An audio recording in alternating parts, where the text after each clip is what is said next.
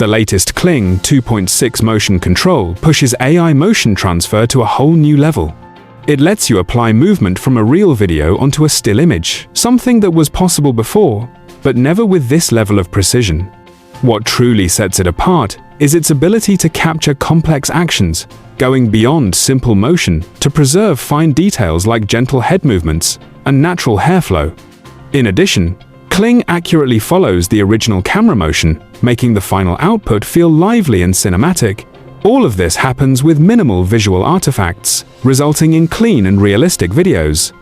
Now, let's explore how to access this feature and use it effectively through a few practical examples. First of all, how do you access this tool? The first way is to use the native Kling app by going to their website.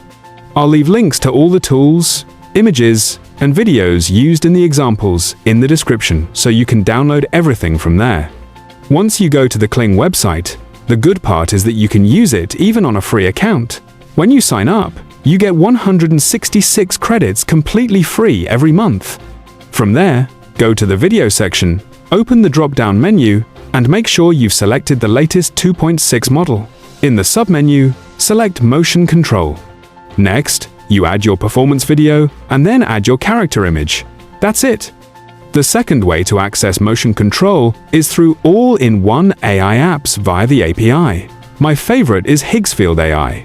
Under the video section, you'll see Kling 2.6 and Kling Motion Control. Motion Control uses the 2.6 model. For the first example, let's use Kling's own app. The video shows a woman performing dance freestyle movements on song. These are movements that older tools like Runway Act 2 or image-to-video animation struggle to replicate accurately. With Kling, this works seamlessly. First, we add the performance video. For the character image, you can create anything you want. In this example, I'm using an image of a woman standing in a beach. There are a few important things to note. Kling recommends that you get the best results when the composition of the character image is similar to the video. For example, if the video shows a 3/4 body shot, using a similar framing works better. While results don't differ drastically, mismatched compositions slightly increase the chance of errors. Second, both the performance video and the character image must contain only one person. If there are multiple people, the tool will throw an error and won't generate the video. Another important setting is character orientation. You have two options. Character orientation matches video, and character orientation matches image. The second option is only available for videos between 3 and 10 seconds.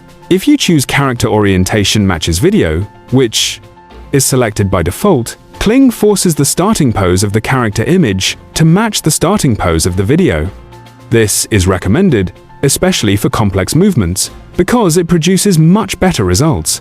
This also solves a major problem from earlier workflows.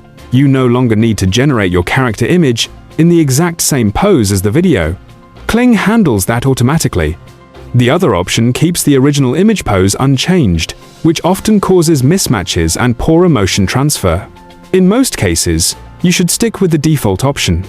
On the free plan, you can only generate standard quality output at 720p. It costs 5 credits per second, so you can generate 2 to 3 short videos per month on a free account. After clicking Generate, the result with Orientation Matches video was nearly perfect. The complex movements were replicated accurately, the camera motion was preserved, and there were no visible artifacts.